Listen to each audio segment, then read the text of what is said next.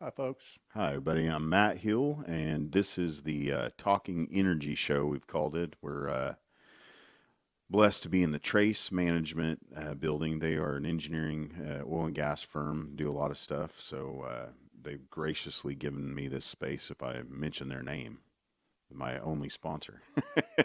Jason and Luke are angels, and the rest of the guys in the building. I'm very fortunate, even at times when I've gotten into this brown water over here a little bit too much and carried on a little bit too loudly and annoyed their other tenants. We've been forgiven somehow. There you go. Introduce yourself, buddy. Hi, it's Steve Reese, founder and president of Reese Energy Consulting and Reese Energy Training. And great to be here with my old buddy Matt. Yeah, man, your name rings out in our industry. You are, your wisdom and your experience and your skill set. It fortunately is still here with us, and hopefully for many years. We the great crew change, that so many are calling it. I hope you're training others on what you do and how you do it. Your systems, if you will, because they're vital to the future of oil and gas and the future of energy in our country, which is, political and man, in some cases, moral hotbed for talking points these days. But we in our industry are blessed to know that just how the demand is out there, and it's not going to go away. We need more energy more than ever, and man, we have to have people on board that have your experience and know what they're doing. I mean, we're just talking before we got on camera and microphones about how he's signing up companies left and right to just do all you do. But before we get into your company, personally, I just always look up to you. I think the first time I got to meet you in person, you came to speak at was it Oilfield Christian Fellowship? Yeah. Yeah, Mhm. and just your story touched me because we have similar family ties in our children with Down syndrome. So I was very fortunate to get to meet a leader like you to look up to. It's nice to have those mentors, if you will. So how did you get in? How's your family been involved in oil and gas? How did you get involved in oil and gas? What have you been doing? How'd you get here? Well, first off, I want to thank all my friends and colleagues for all their prayers through our loss of our precious daughter Angelina, and Yep. especially the LinkedIn followers, those that commented and sent me messages Oh, and viewed. thank you for sharing with us as you went along that Yeah, journey. that post was viewed 750,000 My times. goodness, So it it's was inspiring. she was inspiring. But I appreciate the kind words about the energy experience and skill set. There's a lot that went on before me, and a lot of guys that I learned back in the 70s and 80s when I started in the industry. But I got here. I think originally I had a grandfather that he passed even before I was born, but he was a tool pusher, and he drilled wells from Argentina to Eunice, New Mexico to Chandler, Oklahoma back in the 30s and 40s. And just a heck of a guy, just a big old barrel chested, chain smoking, whiskey drinking tool pusher. And he passed at 46. But Weird how that lifestyle might lead to yeah, the body not working as well as it should. exactly. But Tough. It's not fair. when I got out of college, had an opportunity to go to work for Getty Oil in Pampa, Texas. Did you go to college for oil and gas? No, I just a regular business degree. Yeah, you had no direct like this is the direction I want to go. Not necessarily. It was in the back of my mind, and I got the opportunity. And being 22 and single and saying you're going to Pampa, Texas, isn't the most exciting thing to think No. about from Oklahoma City. But I had great mentors out there. I learned the business literally from changing charts, running dynamometer cards, checking fluid levels to gauging tanks. Learned it the right way, and when Texaco purchased Getty in 1984, I moved to Tulsa and learn the natural gas marketing and liquids business, the processing business, the midstream stuff, and decided in 1994 that I was ready to pull their logo off my rear and put my own on. So I've been fortunate now to be on my own for 28, almost 30 years. Man, that's a step in its own. Just say that entrepreneurial spirit to go. You know what? I want to work for myself. See what it's like. Yeah, especially when you tell your wife, Are you a good boss to yourself? well, yeah, I'm the best boss in the world, but when you tell your wife I'm leaving this nice job with a company car and everything, and we're going to be broke for probably 5 years. And she said, I want you to be happy and I'll live in a Quonset hut. So we're both blessed with great women, behind us. Yeah, And I'm that's been fortunate. fortunate. And the Lord's been great to our business in the last probably 5 years. We've probably tripled our revenue. This year is another amazing story with the clients coming on board now almost weekly with our consulting services, and have hired 3 new people this year and looking forward to more. And we've expanded into the Marcellus, the DJ Basin, the Haynesville, the Eagleford, of course, the Mid-Con and the Permian, and the Bakken. So we're pretty much now in every basin doing what we do, which is a lot of marketing, midstream auditing, field audits, design work, commercial, and et cetera. So we're very fortunate. I'm always hopeful that people outside of our industry might get to see this, and just, as a soft way into, people that care about energy education and energy literacy. We've hopefully come a long way. And from my early days of just bashing people on Twitter that seem to be liberals and not understand oil and gas, to, man, it really needs to be in our minds at all times. Like, hey, if there's anybody we can talk to about what we do and why we do it and how we do it, and so we give them that opportunity to understand energy and where it comes from and how they're part of it, no matter if they knew it or not. So little things like, what is marketing for oil and gas?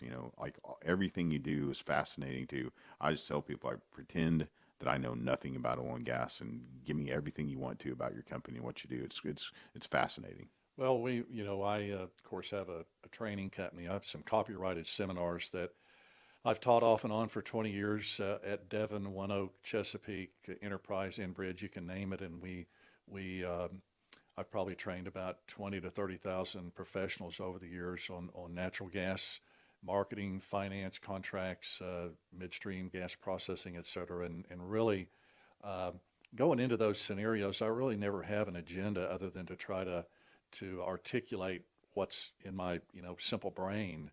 And I still try to do that somewhat It's through. not simple, folks, by the way. I still try to do it with respect to what's going on today, because there is definitely a place for the green element in our business. I do believe. I think, however, like anything else in a place like the United States, an industry needs to be able to be economical, and it needs to make sense, and it needs to actually try to accomplish the goals that it wants to accomplish. And force feeding certain things to the public, as we're seeing now, especially in Europe, is not working out well. And I think people need to have patience and need to have a lot of prayer and to kind of seek the truth as to how we need to go, with the direction of the energy in the future. We were actually, just a side conversation after we just had the Oilfield Christian Fellowship luncheon downtown Oklahoma City. And for those that haven't come, every the first Thursday of every month at City Rescue Mission, we have the Oilfield Christian Fellowship luncheon, and we also have somebody get up and talk, and then just it's a great. I love it. It supports the City Rescue Mission, and everybody, please look into what they do. It's amazing. Well, also a side note, the Oilfield Christian organization that was founded by Sarge Summers. Uh, I have left on my phone a voicemail from him uh, about 3 days or right before Angelina passed, and he Yeah. called and prayed with us, and I kept the voicemail on there. And Angelina actually passed exactly 1 year to the day that his wife had passed away. We had never met, but he was very engaging with me and had me speak at a lot of his venues. And I'm sorry I didn't get to meet him, but I will one day. I thought how fortunate it was. I got to meet him just a short time before he passed, because I was at the Permian Basin Oil Show, and got to finally talk to him. Because I'd been going down to the Oilfield Connections meetings here, and Colby had been running them, and at some point I figured I'd run into him and get to meet him and shake his hand. So That's cool. neat guy, really. Wow. It's pretty neat story. We have, man, everybody in our industry I just get, goosebumps because I get so excited and want to talk to everybody. But we did at the Christian Fellowship right afterward. We were talking about how this energy for all of us is, coming down to these like hard lines where there's just like, hey, look, I think this is anti-human. It's not just, bad business, but if you look at the ramifications of what you could do disrupting the flow of energy from oil and gas and stop it altogether, just cold turkey it in some areas of the world, you're going to kill people. Well, it already is affecting some people, and even in the poor areas of Western Europe where they kind of force fed some of the wind technology on people. Of course, it hasn't worked out well if you look at the prices of wind and natural gas, or electricity and natural gas now in Western Europe. I mean, it's 10 to 20 times normal. And, I think we need to be patient. The technology, I do believe, will get there eventually.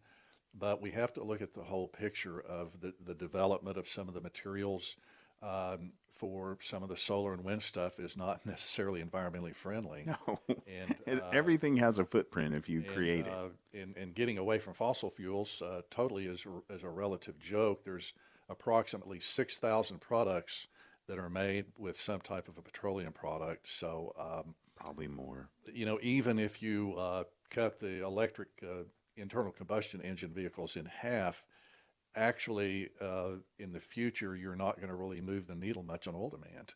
So, Yeah, I think you move it up. it's not going anywhere. But I do think there's ways to find common ground, and my prayer is always that the two bifurcated sides in this world today of this country can at least start having some realistic and civil discussions around the topic. Yeah, like our engineers with brains actually talk to the other side and show them the math. Math doesn't have any problems of explaining all this. No. I'm reading Alex Epstein's newest book. It's for everybody in oil and gas. It's a kind of a softer serve knowledge base of what we kind of already know, but it's the future of the fossil future. His last one was the moral case for fossil fuels, and now it's fossil future, and just kind of an addendum and a lot more knowledge, and kind of catching you up to, hey, where are we at in energy in the world today, and why oil and gas. And this is a complete outsider of oil and gas. I think his background's philosophy, and he comes to this looking at it just like a citizen who didn't really appreciate nor like oil and gas. He had the same constructs around his knowledge, growing up where he did. And all of a sudden you start peeling back the onion layers going, oh my gosh, this is not only good, or this is not only needed and necessary, it's actually good for humans. We've saved more lives with oil and gas. Our humanity has become better. We don't have the wars that, we still have wars for energy, but we can feed more people, clothe more people, shelter more people than any other time. Our children live longer lives. I don't know if we would have Bella. I don't know if the technology and the medicine and, the ways that we've made sure our Down syndrome daughter, has the ability to thrive on this planet. Right. Could she have made it without, oil and gas? Right. So Yeah, it's all fascinating. I agree. And somebody asked me that there was there's a photo that I posted the other day. I don't know, it was a couple months ago, and Misty goes, look at this weird comment below it, and they're like, Matt, don't you have? Bella wasn't in the picture for whatever reason. I think she was just upset. She wasn't feeling good. Our daughters were my daughter's nonverbal, yours was, and you just know you get to read them, right, and you're around them so much, you just read everything. So we knew, for whatever reason, she wasn't feeling good, and she wasn't in this photo. But somebody was like, "Hey, I don't really see her in enough photographs," or something. It is an odd comment. First of all, it's like, well, it's just Facebook, and these are my friends, so whatever. Yeah. But then the other comment on there, and I don't know why. I usually don't talk about comments, but it just made me, think about it. And I was like, well, the last thing I ever want to do is have people pat me on the back, because Misty was, she wasn't, Bella's not my biological daughter. When I met Misty, she became my daughter. Right. But I fell in love with that kid before I fell in love with Misty. Pretty easy, yeah. Pretty easy, right? Yeah.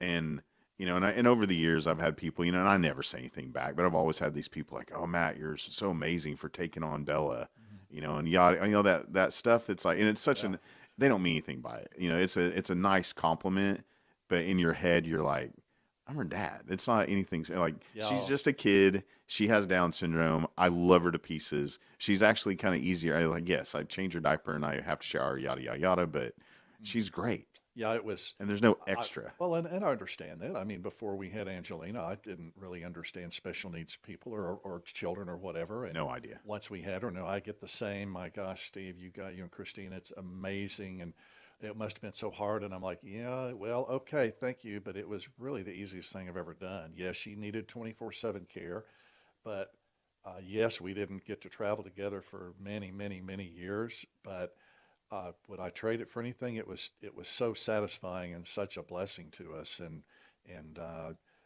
I just of course now have such a heart for those children, and Yeah. we just focus on where Angelina is today, and we're fine with it. So No, she's in heaven, it's man. hard. Um, we had a prayer that was answered. That's something you don't like to pray, but we had prayed that God would take her before us because we didn't want to leave her here. That is a And that is that's a the tough prayer to pray, but he answered it, and so I'm fine with it. wow. So, That's Pat, man. That gives me chills because we know, we have a lot. Heck, we just had we had our own grandchild. We had, Cannon, and yeah, he's 3 now, or going to be 3 in August. And we know that Bella has a legacy of people that will care for her when, Misty and I go. that's And great. plus, we're setting up things, as, Sure. as we go along. But yeah, Yeah. she has a lot of family who we're not going to have to worry because being nonverbal, we were like terrified. Like we just don't ever want her in a home situation. No, we didn't either, and we had plenty of family too. But now she is home, Now she's home. and so everything's cool. It's pretty, So, yeah. I just, man, I looked up for you. It's funny. So right before I walked in the door, as I drove up, I, got a notification about an email, and I just glanced down. It was the Down syndrome of Oklahoma. yeah. They just announced their next 5K run and festival. Because they always have that downtown. So We used for the donations for Angelina's memorial service. We used them, and they sent me an email, and they had something like 85 donations in Angelina's honor. yeah, And I usually sponsor the golf tournament stuff, so it's a great organization, and they do a lot. They do a lot, and yeah, and I don't know. We've been fortunate. We haven't needed really ever any services from anyone. So we've always been in a giving situation, and that's just one that's near and dear to my heart. absolutely. Like so many, you look around, you're like, man, I love that cause, and I love that cause, and I love Yeah. that cause.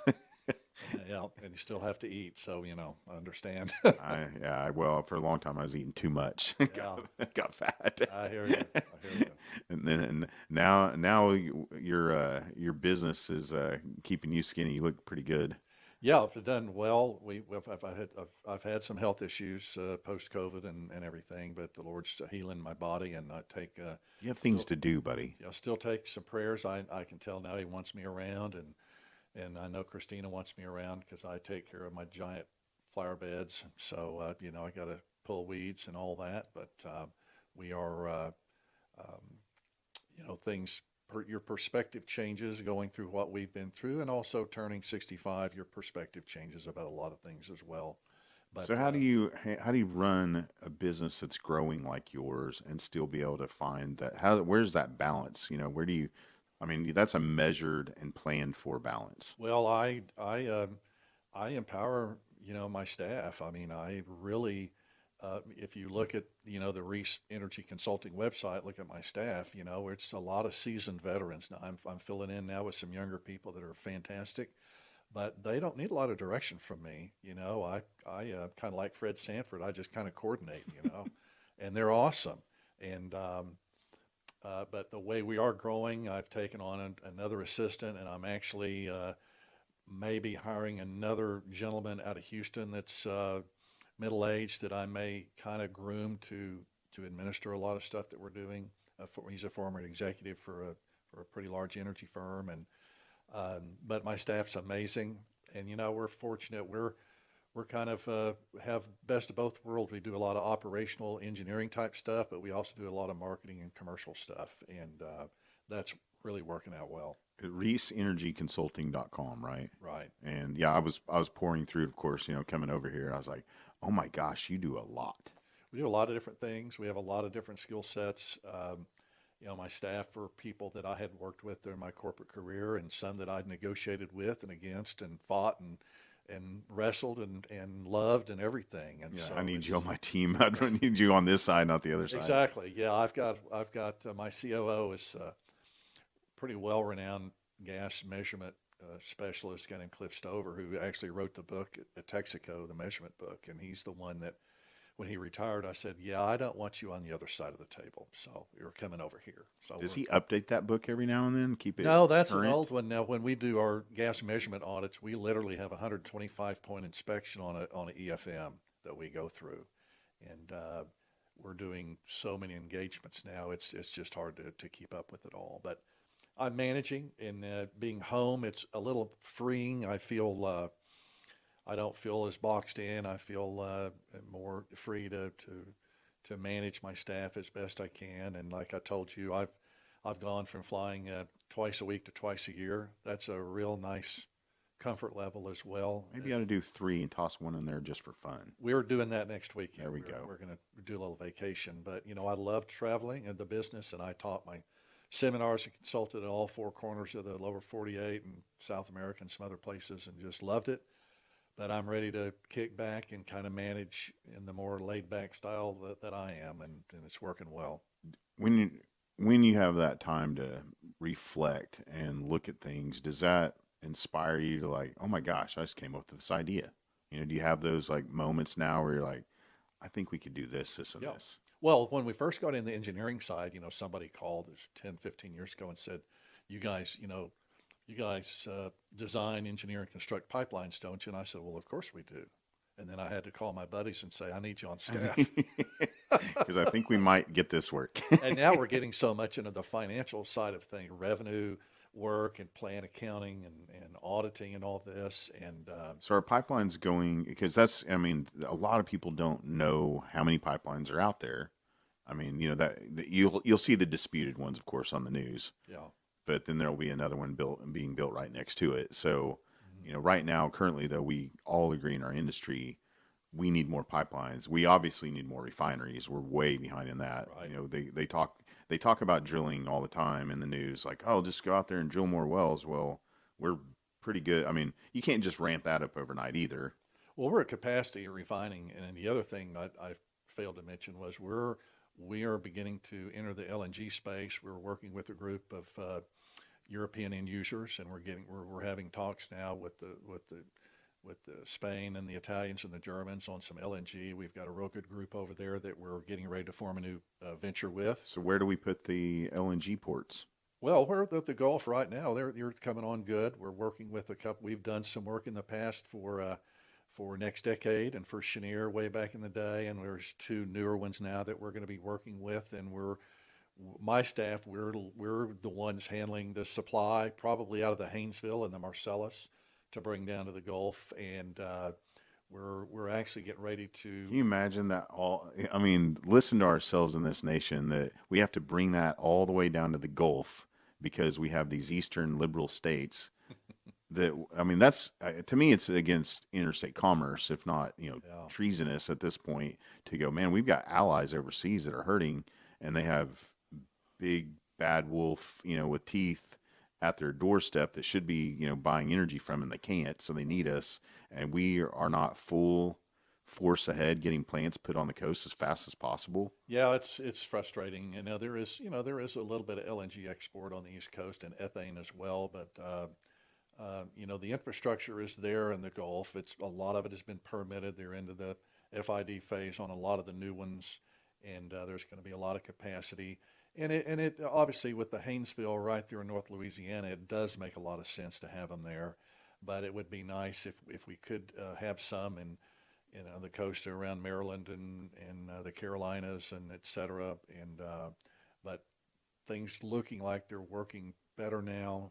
And we have some very, very interested parties in Western Europe now that we're dealing with personally that I think will make some hay. And it's kind of exciting, a little different step out for us. But I love it. enjoyable. That is great news. Yeah. It's great news for, of course, on the drilling, completion, production side, but pipelines, obviously they're going to be built. And then, man, for our allies across the world to have, people with access to energy that's not coming from somebody that wants to invade them.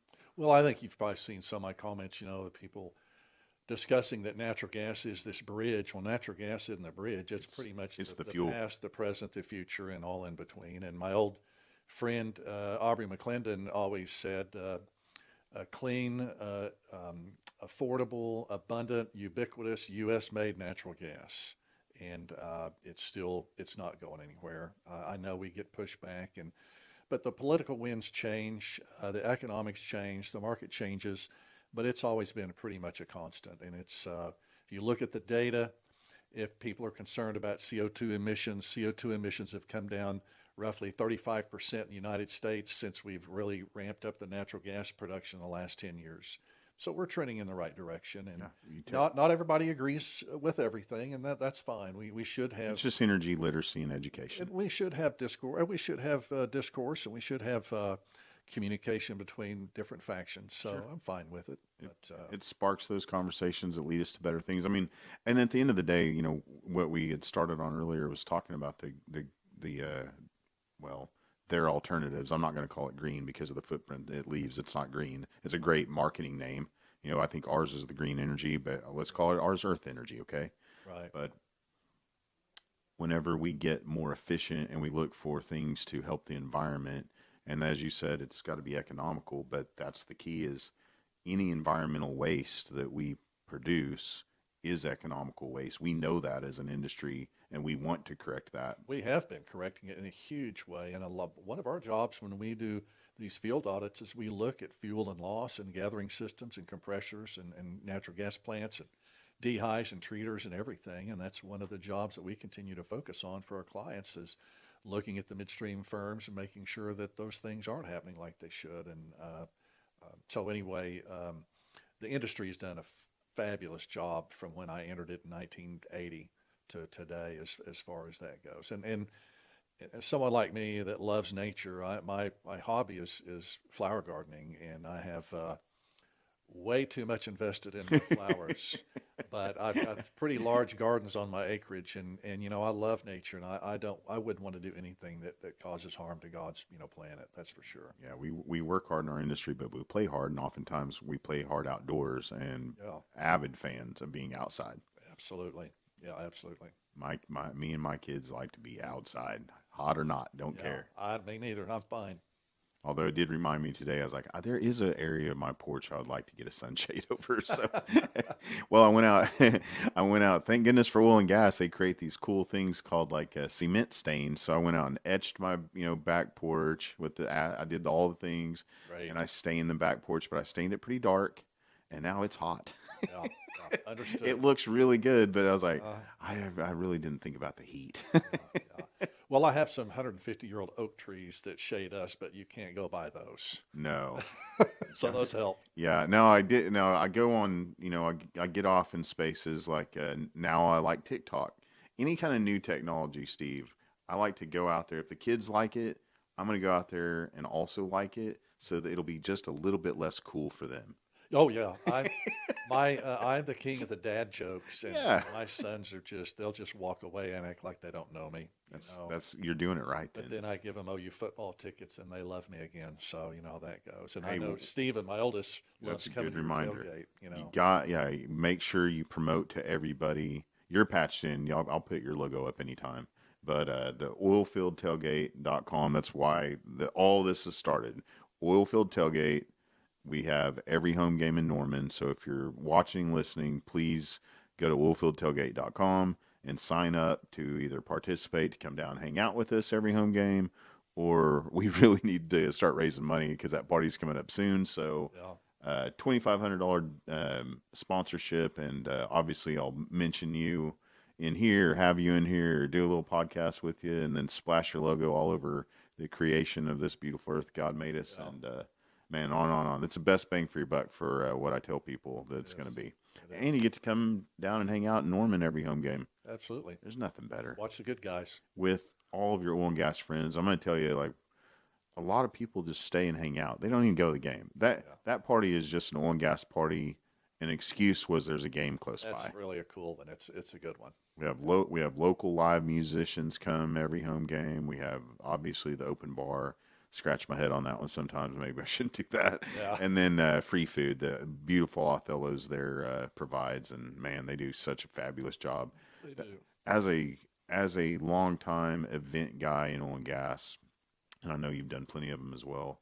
Whenever you can just pay somebody and just show up and have a great time with your friends and customers, and you don't have to do a lick of work, it's pretty great. I'd like to do that at home, but I'm married into this Sicilian family, and so Christmas there's 30 or 40 people. The You're fourth, cooking. There's 30 or 40, and I'm cooking. My wife is running around as well. So if you saw the movie My Big Fat Greek Wedding, well, I was the long-haired guy. It's just Italians instead of Greeks. Nice. Yeah, That sounds it's like a blast though. that's a blast. It is a blast. Yeah, there you can't beat that. No, And I'm sure they're all interested in what you do for a living too. I bet Yeah. there's a lot of good. I mean, I love stuff like that. It just opens up all these roads to. Hey, by the way, I'm cooking with natural gas because of me. That's right. I brought you the food Right. and the Heating way your to do it. house and everything. Yeah. So What do you think as you're building your company up and it's growing as quickly as it is?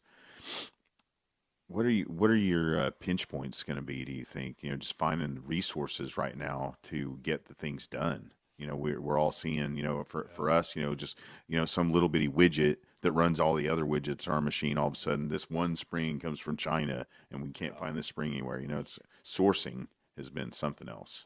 our pinch point, since we don't do really much physically, we more in the field, we more facilitate and manage projects and stuff.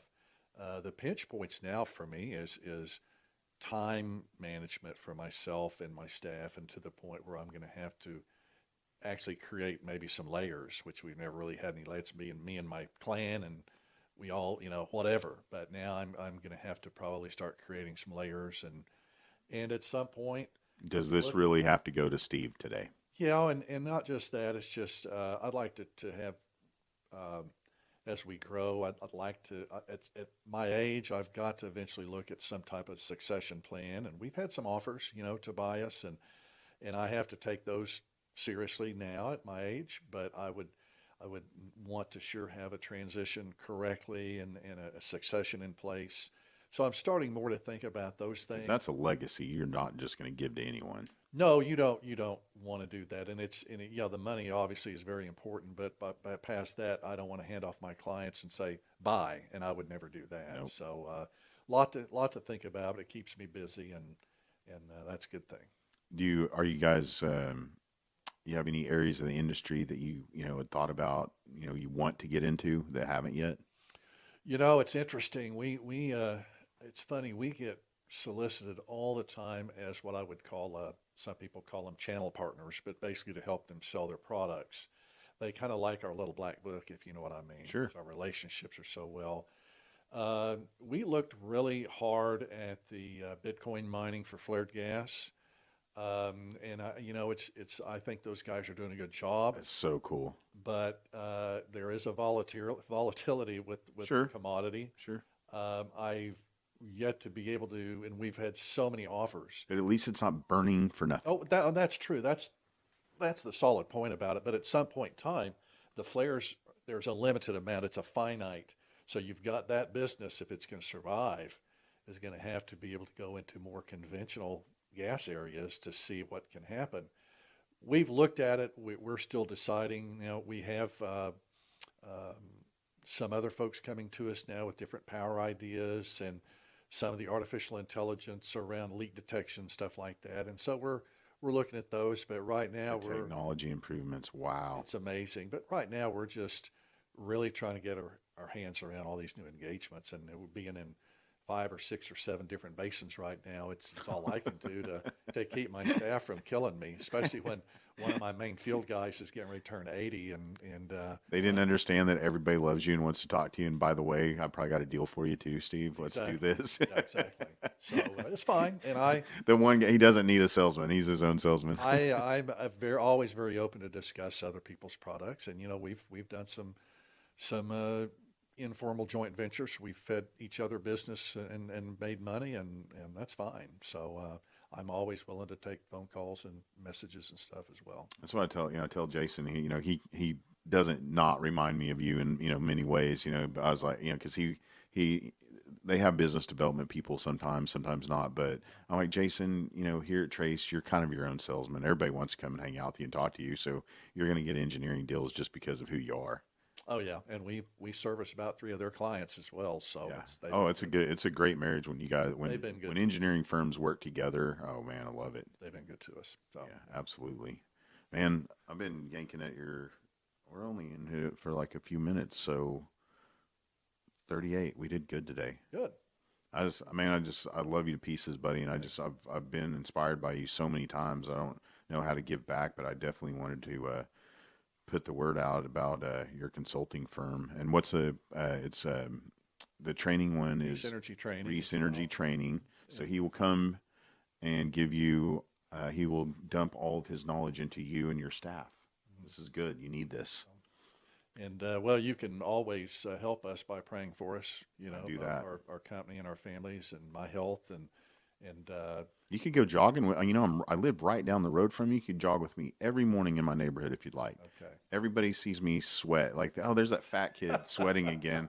Why is he doing it? Because I think there's a lot of my neighbors that are like in the retirement age. Yeah. And so these men are out. I mean, it's kind of fun and it feels surreal because I'll wake up and I feel like I'm waking up early Yeah. and they have already got up and got their New Balance on, and they're out there watering their lawns by hand with a hose. Yeah. I can't water my 5 acres by hand, but I do have 36 zones on my sprinkler system, so it's kind of 36. You're on a well though. See, Yeah. I live in the Edmond zone where I can't afford Edmond water like that. No, not at all. I just if I keep my lawn green, it'll be a surprise this summer. I'm cranking it. I mean, every time my sprinklers goes off, I know everybody's water pressure all through Edmond goes down. So it's me. Sorry. Come over. I got some real nice zoysia and perennial fescue going on out there. Yeah, learn how to grow. He's going to teach people how to grow a lawn too. Exactly. Love it. How to market energy, how to move it, how to utilize it and refine it. I mean, you're doing it all. Thanks. And grow hydrangeas. I don't think I need to get my soil a little bit more tested and acidic. I got a guy, you should meet him sometime, George Edwards Environmental, and man, that guy knows a lot of stuff about the soil and about gardening. He knows a lot about everything. That's awesome. I'm always stealing mentors from him. Well, after my dad passed, I'm like, I gotta surround myself by some older guys that I just like to talk to. 'Cause, well, I grew up in a little town where, my grandfather, who was a farmer and a rancher, he would throw me in that old pickup truck and we'd go to town either before or after, but it didn't matter what time of day or what part of the year. If it was 150 degrees out or, negative 50, we were going to sit around that coffee table with those old guys and talk about That's life. awesome. There'd be about 6 or 7 of them. There's that rotating group, but you don't know who's showing up, but Yeah. a bunch of farmer hats and overalls and really good conversations. That's cool. And I have to have that in my life. I agree. Well, God bless you, brother. I Thank you. appreciate you. And this is what we do, everybody. The Talking Energy Show, brought to you by Oilfield Tailgate and all the amazing sponsors that pitch in for that. And then, of course, Trace Management. And if you'd like to be on, just please reach out. Or if you just want to come and hang out, this is a good spot to do it. We have a lot of fun in here. We'll see you next time. Thank you, Matt. Take care. God bless you, everybody. Bye-bye.